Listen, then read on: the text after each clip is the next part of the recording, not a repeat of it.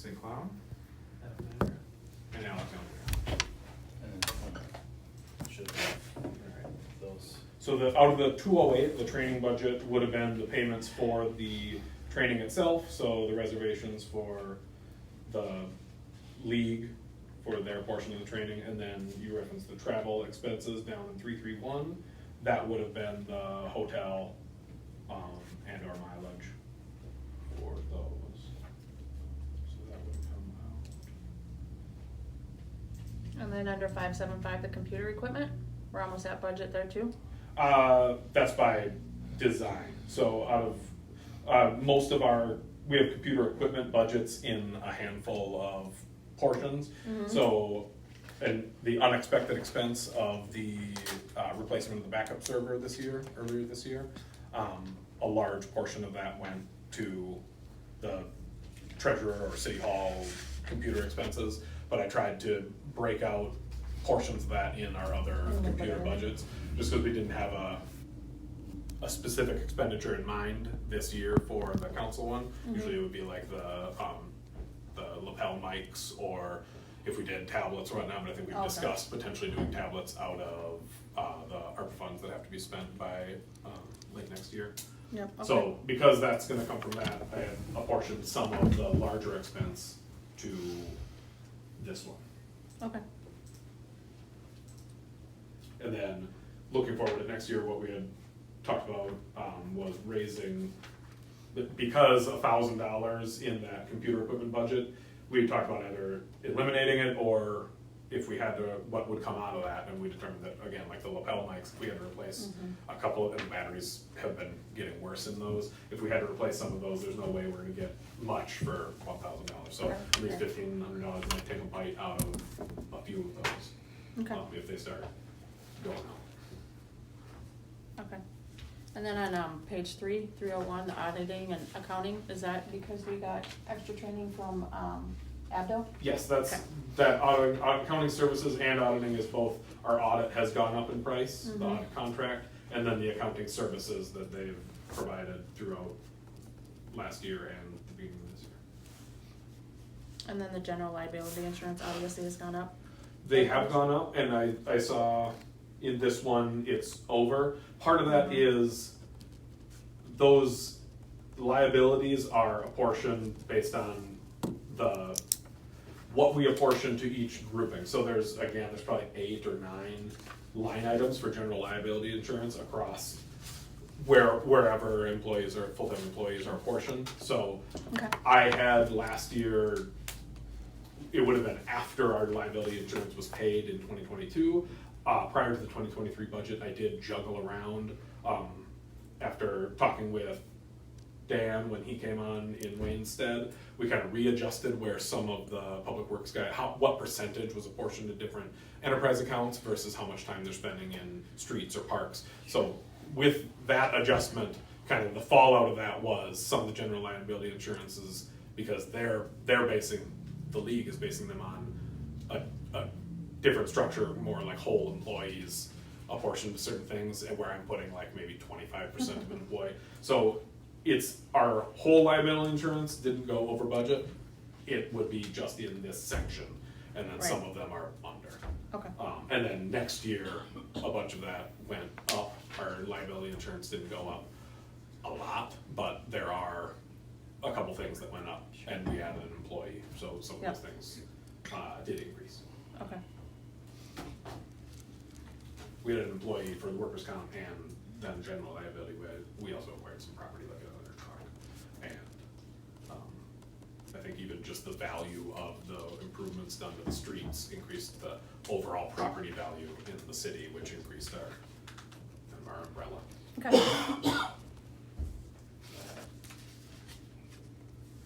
And we went a little bit over on the page 6.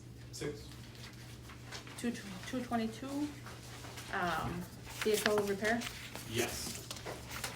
So even this number though, some of that number is offset. So vehicle repair and maintenance, this is on public works and streets, so 43,100 is public works. And many of the vehicle repairs that happen here had to do with a couple minor accidents, so then those were reimbursed either in whole or in majority. So it won't show up in just the expenditure budget, but there'll be a revenue side where we got a refund reimbursement from the league or from Northwest Okay. Partners. Okay. So, not for the entirety, but for more than what this is over, which is $1,700. I know we've gotten at least a few thousand in In returns. returns from Okay. the league, which would show up down when we get into the revenue Yep. side. Okay. Um, But I think some of those returns came past when this cuts off, which is June. So on page 8, medical supplies, we went over budget, but we're gonna keep it at the same, $1,000? This one I could pull up what it was. This is the fire department budget. There may have been, I can't speak for Kevin, I could ponder that there may have been some additional replacements or expenditures that he had to do this year that he doesn't anticipate next year, but I have to ask him the specific question as far as, last year we were a little under budget and this year it looks like he spent something.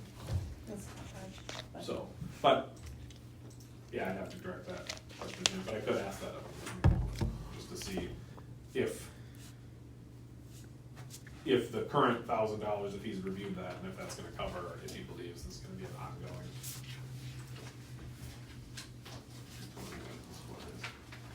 There's not gonna be much telling me here, because they're all just bound to, Right. the one vendor, Boundtree.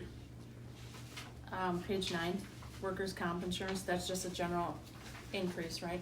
The workers' comp one is similarly where it's, because that one is leaps and bounds above, that is because that was one of the major ones, is apportioning more of the public works guys' time to streets and parks. So this is their parks portion. We did hire on another, we hired on Ryan Ross last Right. year, and that came on the parks budget more than, because it wasn't just him marginally increasing to somebody else, he was brought on mostly as streets and parks, so that's part of it, again, it's more of it got pulled as a ratio into parks, so we are not, again, over by a ton in workers' comp, it just went up gradually and much of it got apportioned here.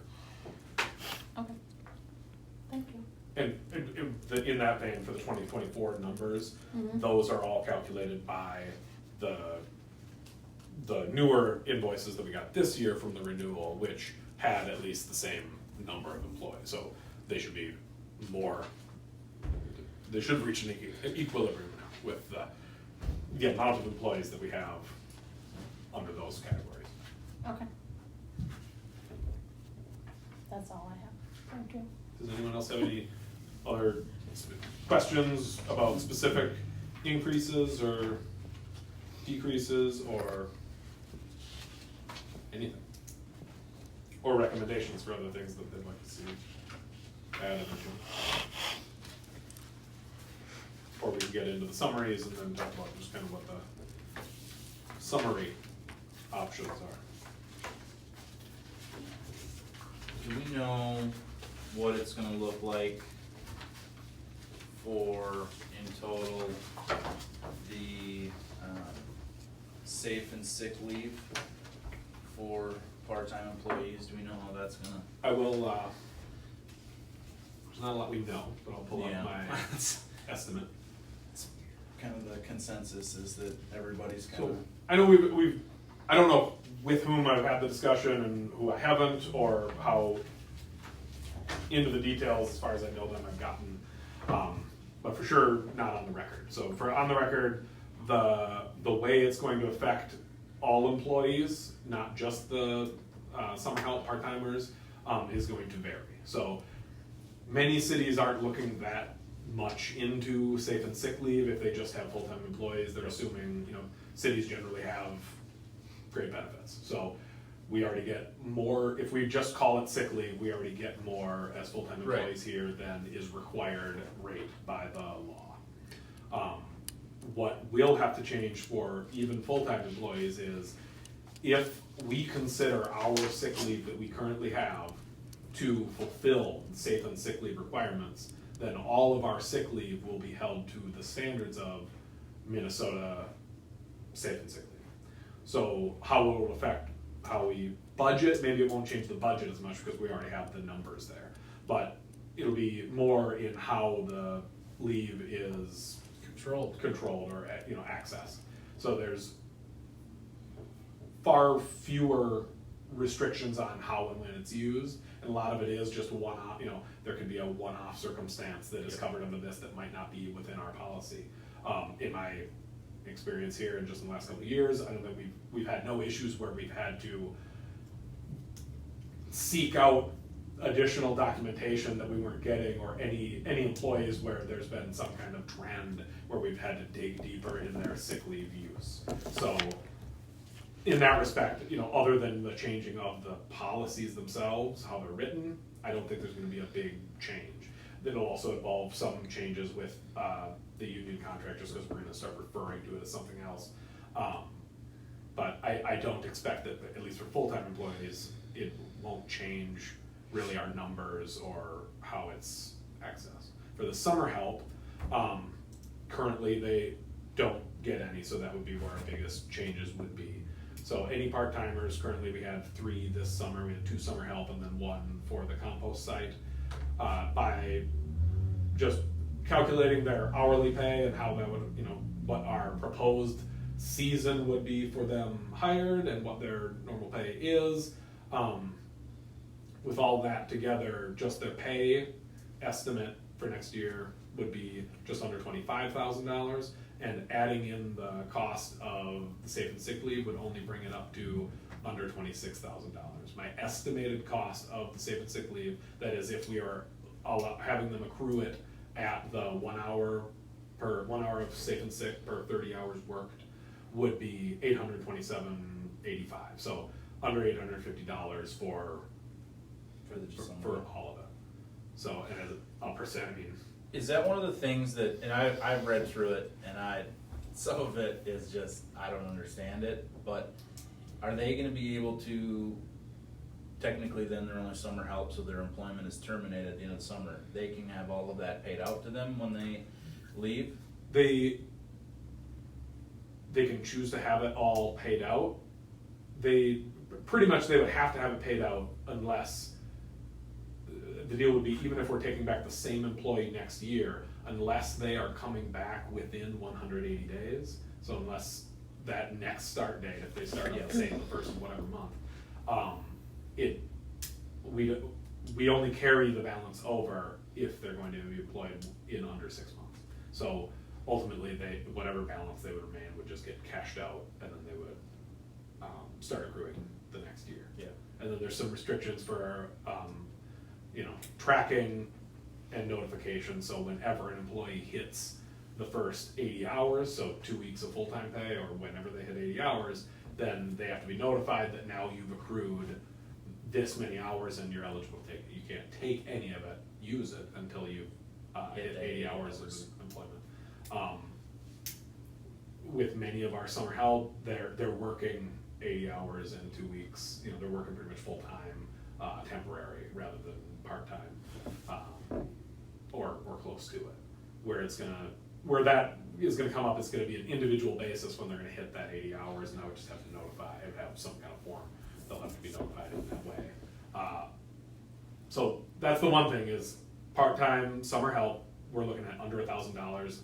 I think it's, between 3 and 4% more than the pay. As far as our other part-time employees, which are in the volunteer fire department, I haven't gotten any concrete answers about how it applies to volunteer fire departments, paid on-call fire departments, except that they are employees, and this applies to all employees, all employers, except for like 3 or 4 carve-outs that do not. They are not in this industry. So, if we were to go the route of, there's a lot of questions when it comes to budgeting for the fire department, because it's always an estimate. Kevin will tell you, it's an estimate to how many calls they're gonna get, how many people are gonna make the calls, how many people show up. So it's all just based on his trends, and he estimates what payrolls are gonna look like, and this will affect it in a similar way, where it would be accrued based on hours, but of course, the fire calls aren't hour-based. They're paid out based on number of calls, and calls vary. Kevin and I have had some long discussions about how, what his averages for calls are. Some calls are under an hour if it's a false alarm, or, if it's a medical and it's a quick turnaround, or a, fire alarm or something like that. But then some calls are 4 hours, 8 hours for grass fires. There's a variation. His average call time is an hour if you take it. There's the short ones and the long. So it would be reasonable to estimate hours based on calls, but there isn't a definitive direction in the legislation. Right. And everything else is just interpretation, whether, I've been to some, courses or presentations from Abdo's lawyers and through the league, and it's all gonna be open to interpretation until there's actually until someone sues an employer that isn't doing it, then there'll be more defined on how it's gonna carry out, and whether that's gonna be more specific about fire departments, I don't know. I mean, it probably won't come up until there's a specific lawsuit to our needs. So as far as the fire department went, what we went with as far as budgeting is there are a bunch of minimums in the law, and it's not just the rate, but there's also that there is a maximum that can be accrued, and the minimum of those maximums is 48 hours a year. So we could, and our proposed budget includes enough funds to cover this proposal, because it would be the top extreme, and then if we get more information through the league or through our lawyers that would help us narrow down how we would execute, what we would do is just top up each firefighter with what would be the maximum accrual for the year, top it up at the beginning of the year, and then what's left over at the end of the year, cash it out. Now, we can use that to estimate what the budget impact would be, and I believe it was somewhere around just under $18,000 for the entire department. For that is based on maximum employment, and we are not at maximum. I think Kevin's numbers are at like 20 right now, maybe 19. maybe down. So down from 20. So at 30 firefighters, it would be $18,000 is the estimate currently with how we estimated what the hourly rate would be based on calls. So that would be the maximum. But it will get, if we were to instead go with hourly, and then when each firefighter hits 80 hours or 80 calls, I would be, I don't get the call sheets and stuff from Kevin, so either Kevin would be notifying each firefighter when they hit 80 calls that now you're eligible to use safe and sick leave, and then it opens a whole other can of worms, which is when can you use safe and sick leave as a paid on call firefighter? Because the only thing the law applies to is scheduled shifts. I mean, you can't take sick time for something you're not scheduled for. So it likely, how it's written, doesn't apply to it. It wouldn't apply to countering your balances if you didn't make this call. Well, I could submit an hour of safe and sick leave to that call. It wouldn't apply because they're not scheduled. What it could apply to is scheduled trainings, pretty much scheduled trainings, or scheduled truck checks. And then, Kevin's got other minimums that they have to meet for that to be eligible for Minnesota Para. So now if you use safe and sick leave, if all it means is now it adjusts my percentage response time or response time to trainings, then it's going to affect whether or not you're eligible for para. If you run under, do we count submitting safe and sick leave as being there for a training, a scheduled training? It really gets in the weeds. But maybe that's just an aside. That's something that still needs to be discussed. I've been talking to Kevin, and we've reached out to both Kennedy and Graven for a little more direction. They've sent out, they have information from the league as well. But as far as budgeting purposes, that's why we went with, if we were to just budget for maximum employment of the fire department and maximum payout, then at least the budget would be covered no matter what we end up Right. doing. What we would just land on is whether or not we take on the additional time and expense of the tracking at the onset and notifications, rather than just saying upfront, beginning of the year, these balances are all in, and then determining and writing a policy for what those balances are eligible for, when you can take them and how it's all gonna proceed, and then making sure that's in compliance with the new law. So, a few hoops. But again, since it's preliminary budget, our recommendation was to go with the top end for the Yeah. preliminary, because we can only go down. Hopefully we can find out more information down the road, and the unfunded mandate will have some Right. sort of direction that they want. And just the quick math of if we're only at 2/3 of capacity, then even if we budget for 18, what would end up getting paid out in those accruals would be more like 12. Yeah.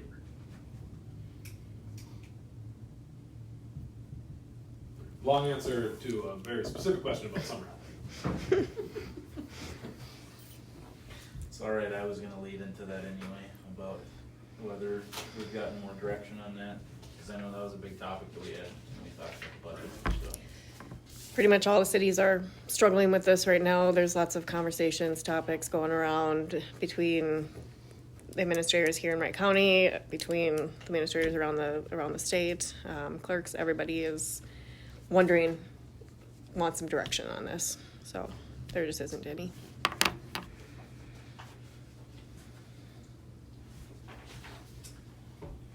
Any other budget questions? Before we go into the Next portion. What about the recreation budget for parks and events? Yeah, one line item in here.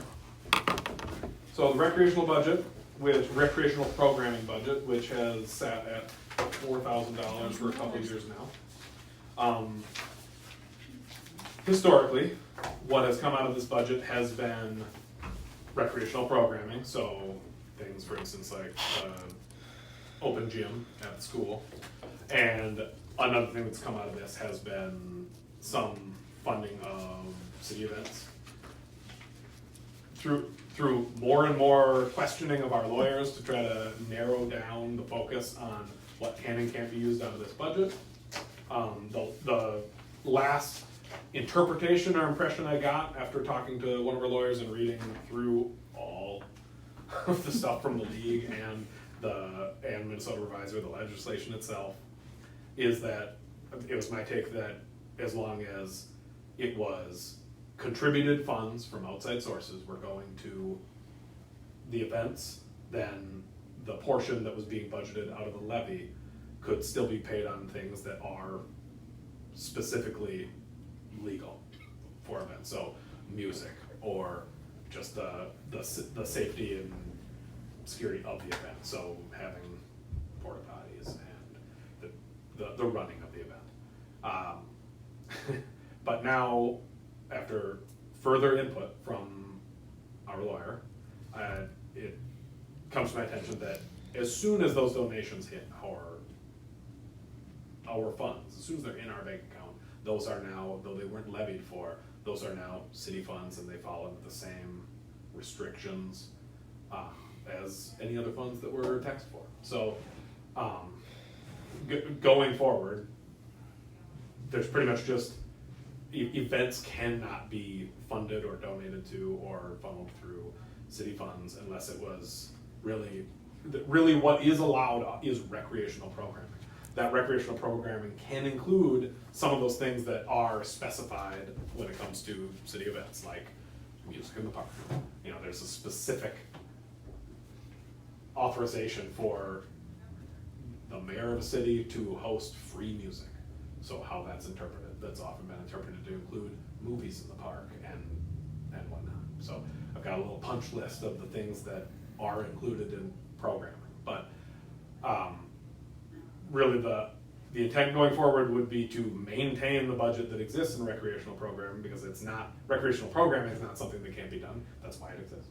But the focus of that budget and what we would ask Park and Recreation to come up with ideas for is, from that budget, there will be the open gym, come up with other recreational programming ideas for the city.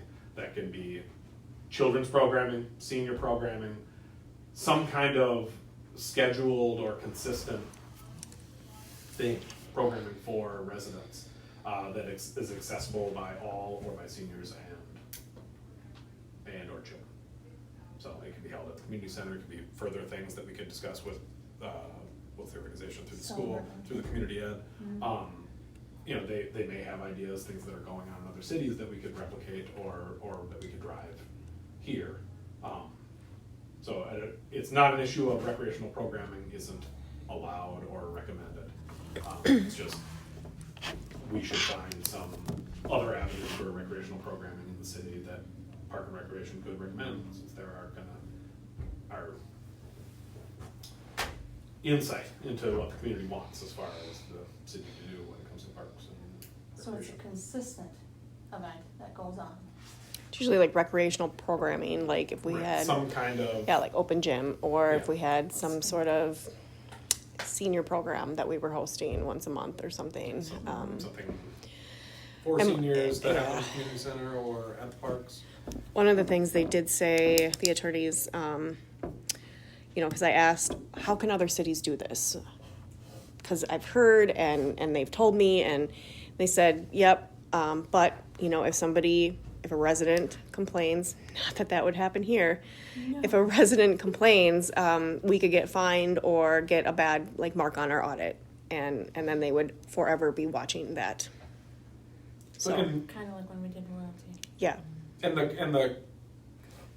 the carve outs that already exist there's like a letter from the state auditor that addresses many of these issues. Those carve outs exist because Because there's of been this stuff, issues yeah. where other cities want to pay for or things. other group, have been called out by a resident, and then it's gone up, and then the auditor has issued a statement. So if we persisted in funding any type of events, then we could have one of our claims to fame be that another letter from the state auditor Yeah, could it's be because of us. our doing is really So- what it would go with. Does this affect the event at the end of the month?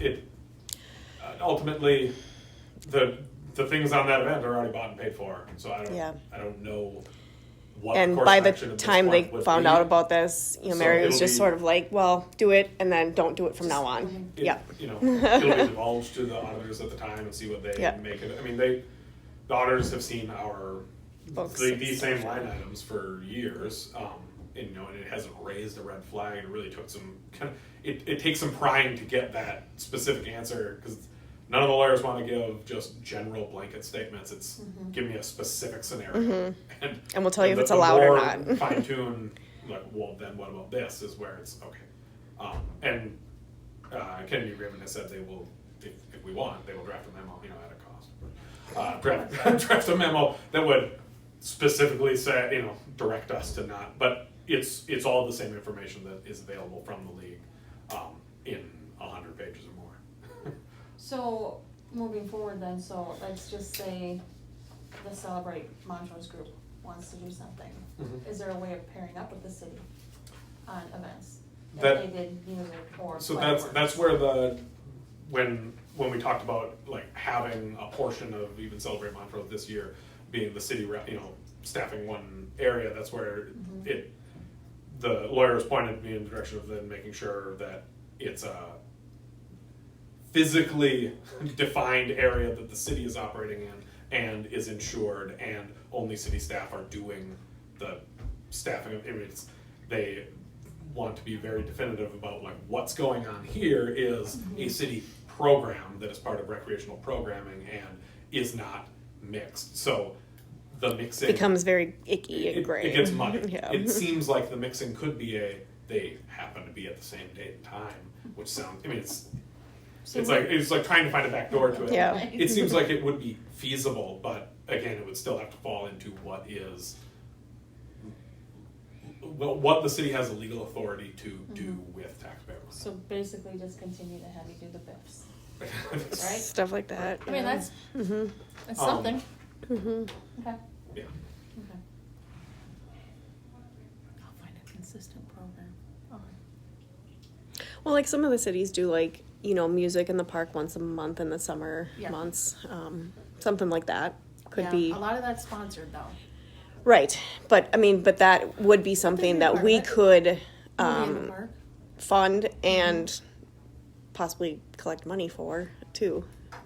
If somebody wants to sponsor a music in the park ongoing event and pay for one of the weeks, I would assume since that is something we can do, that we could also take money for it. Like donation. Yeah. I mean, no different than the donations Right. we got this year from Right. Grace Place. But also, and but use it for Walnut. an allowed, yeah.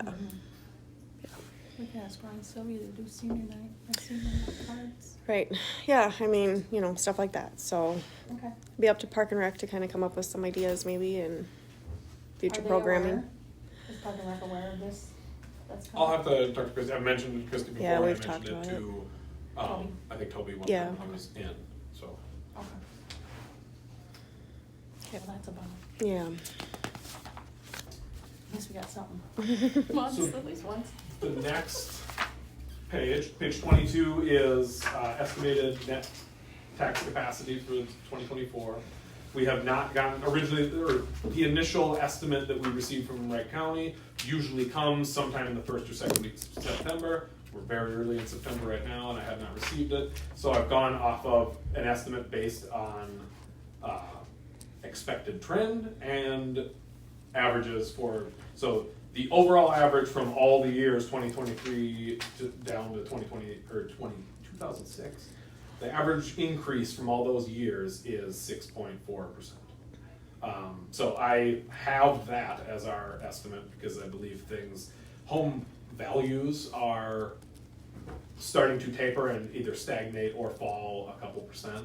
I don't think we're seeing recession level drops in home values yet, which would tank this tax capacity. But we also haven't had a lot of construction in the last year.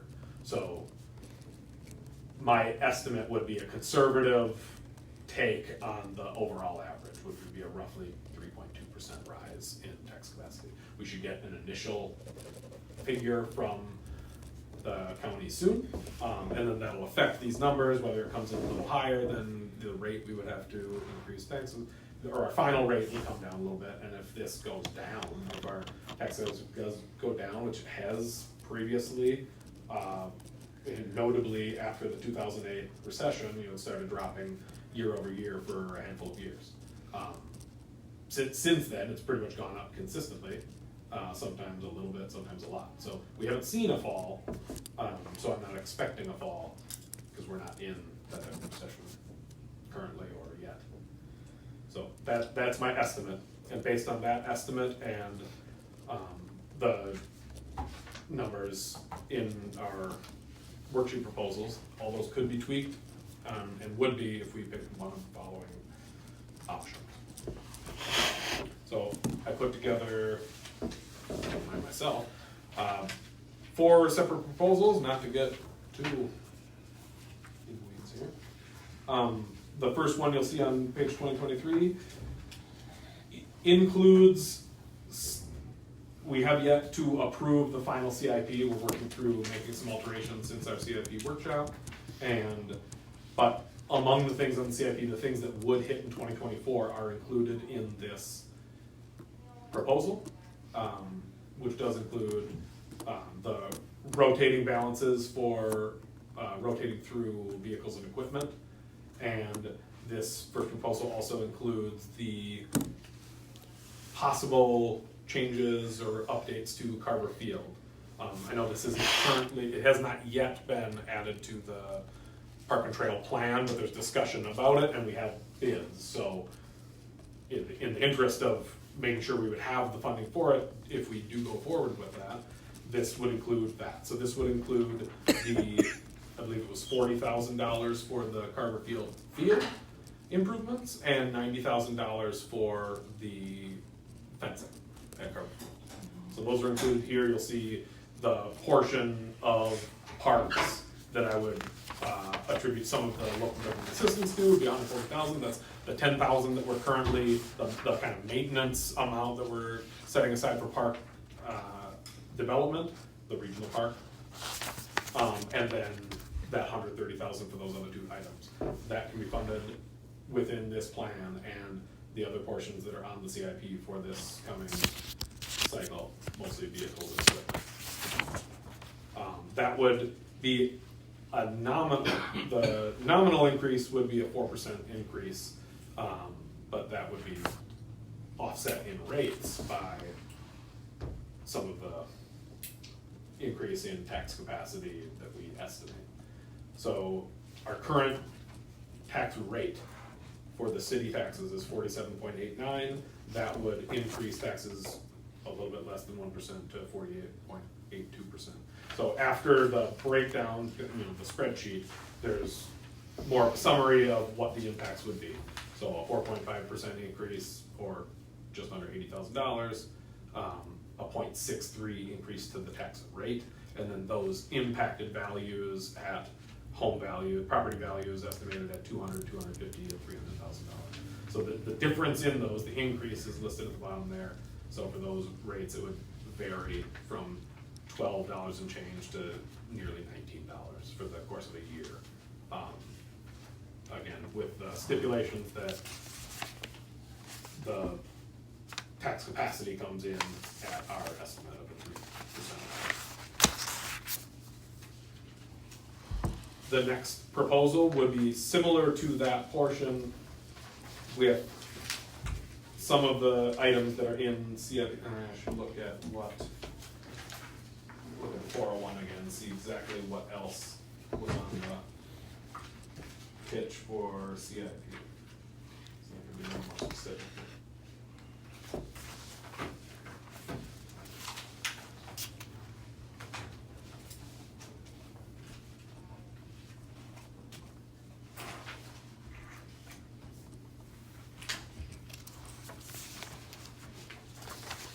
So one of the other things included in that CIP portion was $12,000 for computer equipment. That was my estimate for the items that are on the proposed CIP. If we got a spreadsheet from Powman about what equipment needs to be replaced on what schedule, so that we don't get blindsided by it looks like your server's out of date.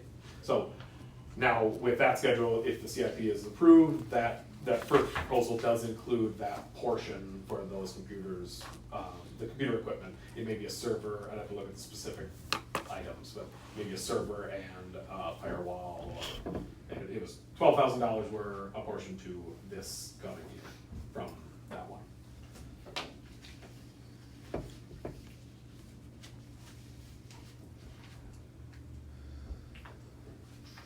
Let's see what else fell off. This next proposal, because it comes down by, so annually, historically, we've put $100,000 from our local government assistance toward the capital improvement, just to our 401 account for various capital improvement needs, pretty much to fund the past 5-year CIP. So annually, we throw in an extra $100,000 to account for that. That first proposal still includes $100,000 towards the CIP because the proposals and the numbers that Abdul's currently running based on our initial is including maintaining what we've always done. So it includes the transfers we have for the fire department for those ones, and it includes apportioning a portion of our LGA to the CIP. So the second proposal is if we were to, instead we're funding specific things in the CIP, if we were to lower the amount, at least in that first year, if we're looking for cost savings or tax savings, until we have a more defined CIP that we approve of either late this year or early next year. So it's just pretty much $100,000 less to the capital improvement plan. The estimates that we're getting from ABDO going forward include that amount being put into capital improvement and may require that to go up in the future.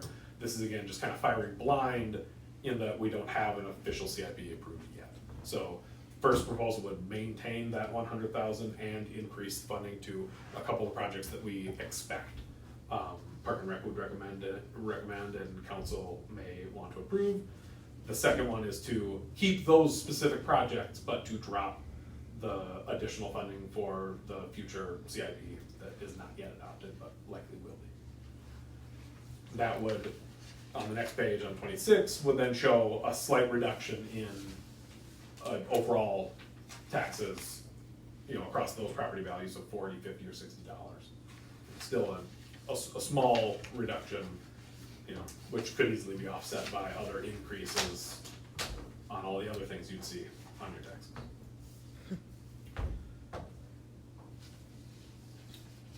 The third proposal in here is that previous proposal, same thing, dropping that $100,000 to the CIP to generally fund the capital improvement plan that will be coming, but it adds a new hire.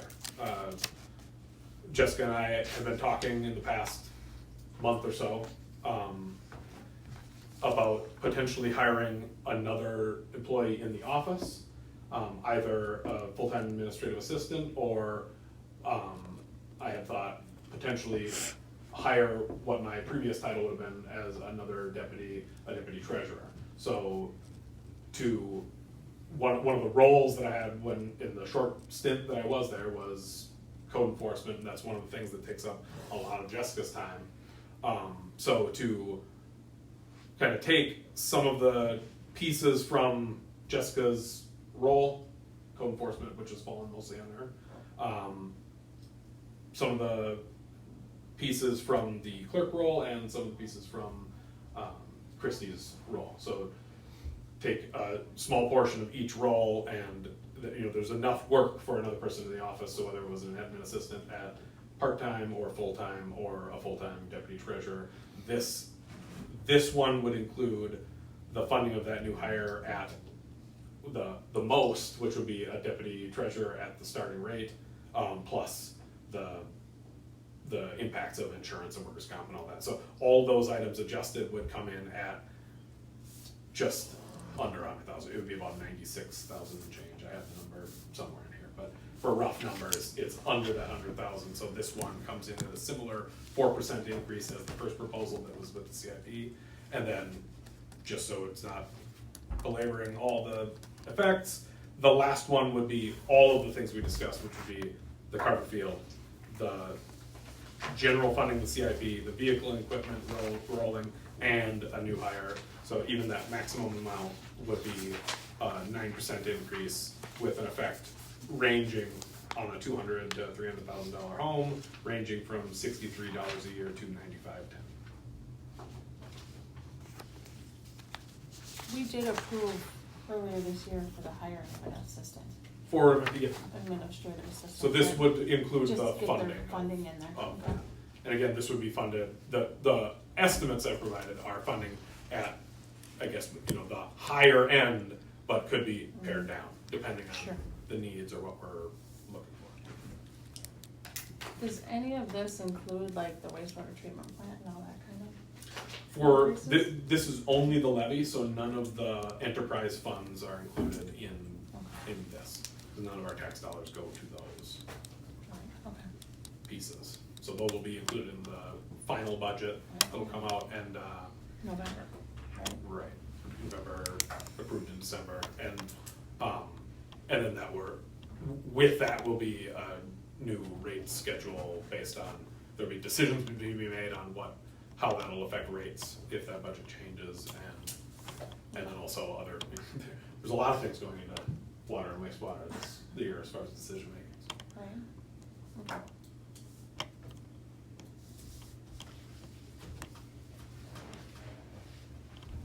So obviously, I mean, we're in workshop, this isn't a final decision time, but if there's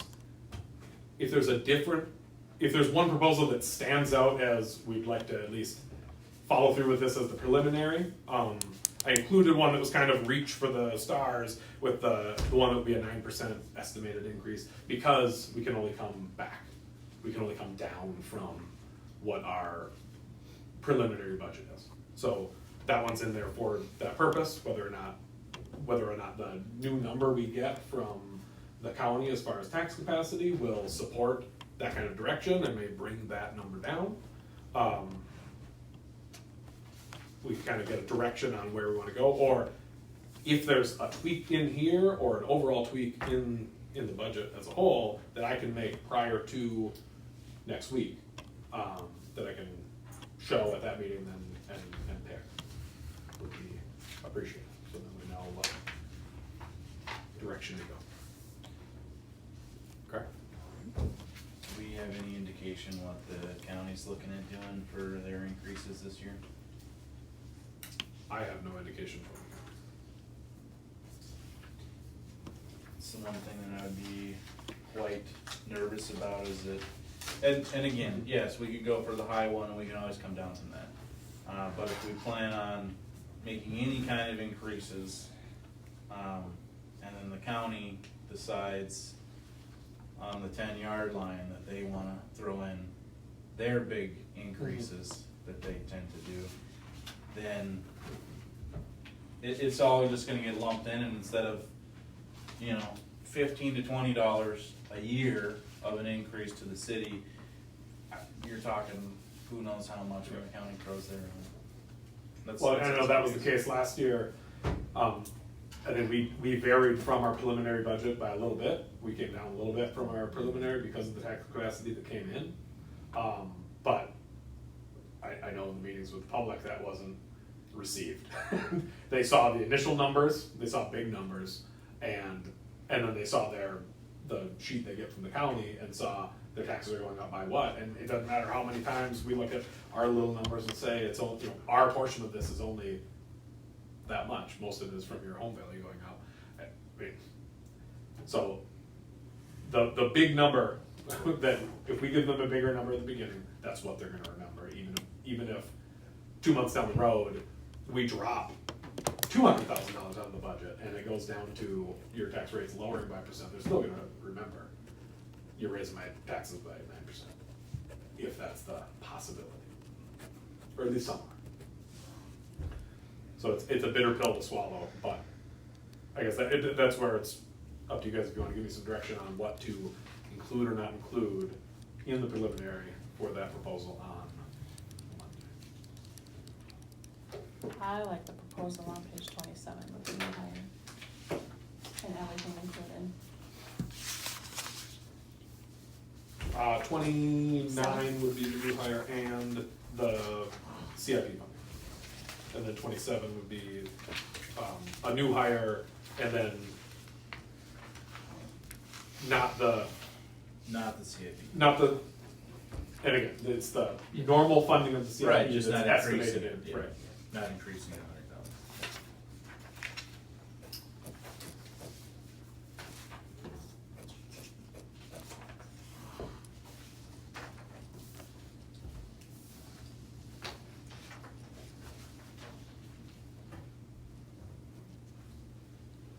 But also even, to Otto's point, even if we went with, the one on 27, which that one states new hire, or even if we went on the first proposal that is the CIP, funding the CIP 100,000 and no new hire, those are roughly the same rate that we're, or the same amount that we're talking about levying for. If we say, you know, in the coming year, you've got some rock star coming in here that really knows their way around Banyan, and geez, there's all kinds of extra hours in the day, we don't really need another person, then maybe that new hire money, you could make that decision to make a budget amendment and slide that over to capital improvement, or if it goes unspent, it rolls into capital improvement, you know, at the end of the year.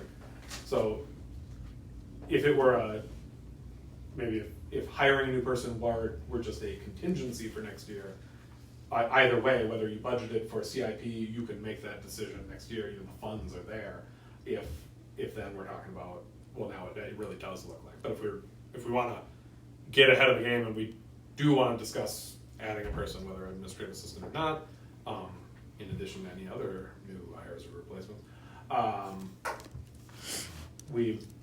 you know, the higher the number, then the more you could play with it, but first and third proposal are both at that that roughly 1.8 million levy, and the funds could be amended next year if it came to doing one or the other, if it came to wanting to do the opposite direction.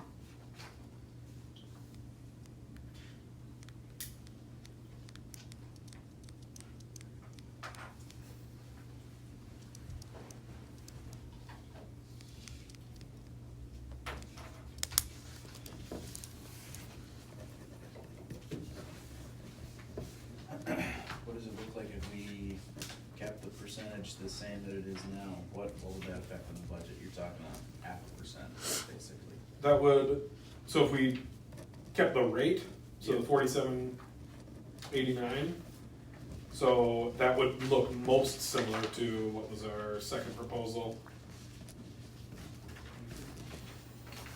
Page 25. page 25. That was the one That with the was large negative. decrease. That was a decrease, yeah. That, it would be the most similar to that, so there, we could maybe, that one doesn't include the 100,000 that regularly goes into capital improvement.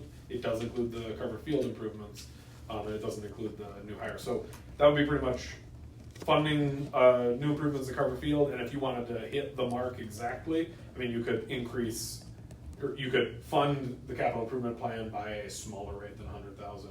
I would estimate maybe something like, whatever would get us close to that 1762, 857, it would be like putting 20 grand into capital improvement or something. I mean, you could still fund Carver Field and the CIP as far as vehicles and equipment goes.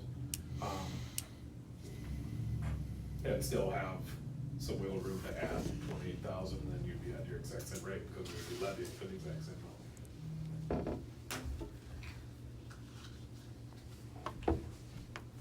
But all of it, I mean, even if we shot and we adjusted how much went into the CIP on our proposal for 2024, and we got that number exact, it's a flat rate, that tax rate, the ultimate tax rate is still going to either go up or down based on what happens with our estimated tax capacity, whatever that tax capacity comes back at.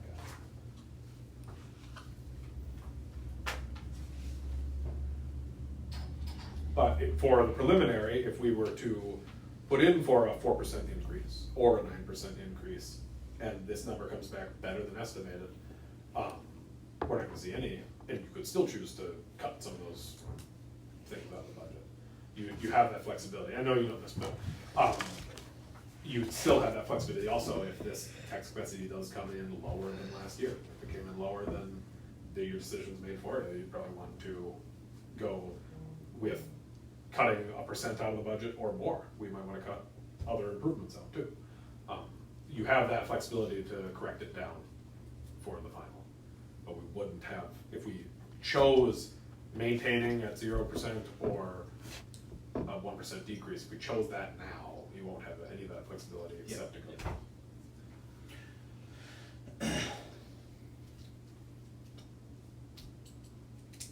I would rather go forward within the 5% increase.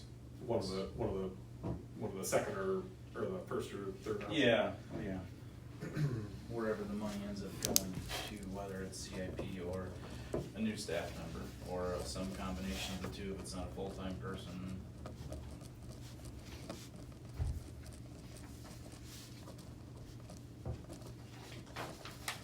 I think that gives us the best, I mean, no matter what, like you said, we can come down, but I think that gives us the best chance at not putting too much extra burden on the taxpayers. I'd say page 23 probably gives the best, gives a little bit extra in the total there. Play around with, maybe come down. I agree. But not necessarily to the CIP. Yep. Yeah.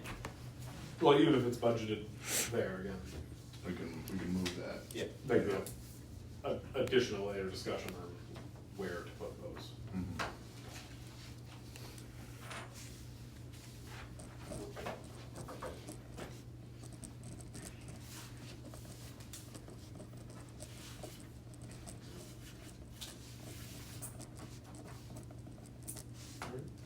If I do get a response back to my request from Lake County, if they do have their, whatever meeting they have to get that initial number crunch, if we get a rate, I'll sure reach out to all of you and let you know if it's gone, I mean, either direction really, just if we have more info by next meeting, then I can include whichever one you want to see.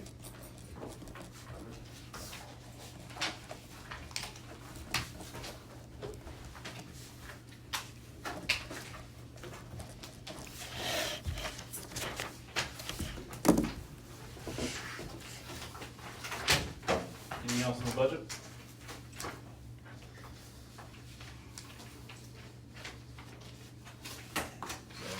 Michael? That's all I have. That's all I have. Thanks, Michael. Thank you. Thanks, Michael. Thanks. Alright, since we have no other budget stuff to talk about, then we're adjourned.